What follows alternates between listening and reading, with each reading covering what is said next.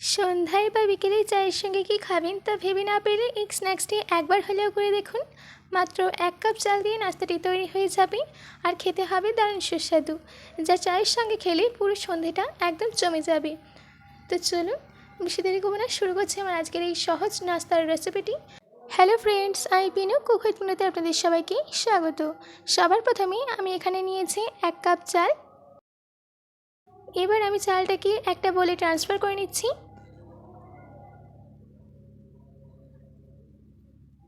তারপর এর মধ্যে দিয়ে দিতে হবে 2 কাপ পরিমাণে জল। জল দেওয়ার পর ভালো করে ধুয়ে 3 থেকে 4 ঘন্টার জন্য চালটাকে ভিজিয়ে রেখে দিতে হবে।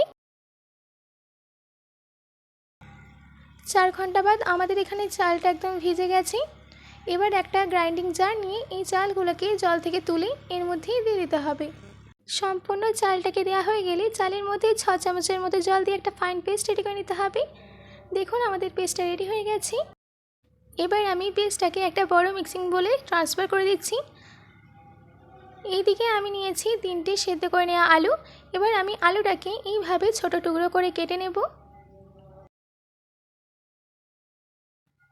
আলুটা কেটে নেওয়া হয়ে গেলে ওই একই গ্রাইন্ডিং জারের মধ্যেই এই আলুগুলোকে দিয়ে দিতে হবে। তারপর এর মধ্যে দিয়ে দিতে হবে 4 চামচের মতো জল। জল দিয়ে একটা ফাইন পেস্ট রেডি করে নিতে হবে। আলুর পেস্টটা রেডি হয়ে গেলে পেস্টটাকে ওই একই মিক্সিং বলেই ঢেলে দিতে হবে। এবার এই চালের পেস্টটাকে আর আলুর পেস্টটাকে 5 থেকে 7 মিনিটের জন্য ফেটিয়ে নেব। যত এই ব্যাটারটাকে ফেটানো হবে ততই নাস্তাটি পারফেক্টভাবে রেডি হবে। ব্যাটারটা ভালো করে ফেটিয়ে নেওয়া হয়ে গেলে এর মধ্যে দিয়ে দিতে হবে স্বাদ মতো নুন, 1 চামচ জিরে, কাঁচা লঙ্কা কুচি, ধনেপাতা কুচি। এবার এই সব কিছুকে ভালো করে মিশিয়ে নিতে হবে।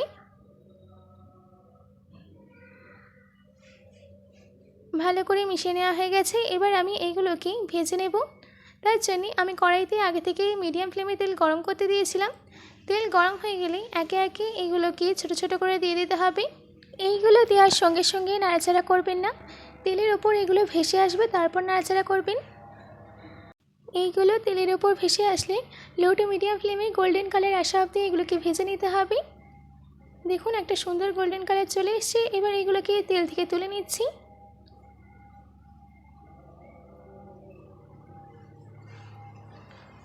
এইভাবেই আমি সেকেন্ড ব্যাচেরগুলোকেও রেডি করে নেব।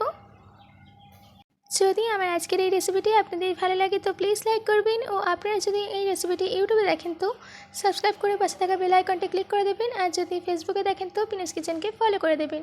আর এই রেসিপিটিকে প্রচুর পরিমাণে প্রত্যেকের কাছে শেয়ার করতে একদম ভুলবেন না। আমাদের সেকেন্ড ব্যাচের স্ন্যাক্সটাও রেডি হয়ে গেছে। এইগুলোকেও আমি তেল থেকে তুলে নিচ্ছি। এবার আপনারা সার্ভ করে নিন চায়ের সঙ্গে। আপনারা এটাকে টমেটো কেচাপের সঙ্গেও খেতে পারেন। আশা করছি আমার আজকের এই রেসিপিটি আপনাদের ভালো লেগেছে। বাড়িতে এটি অবশ্যই ট্রাই করবেন ও কমেন্ট করে জানাবেন যে কেমন হয়েছে। আজকের মতো এটুকু, আবার দেখা হচ্ছে অন্য কোনো রেসিপি নিয়ে।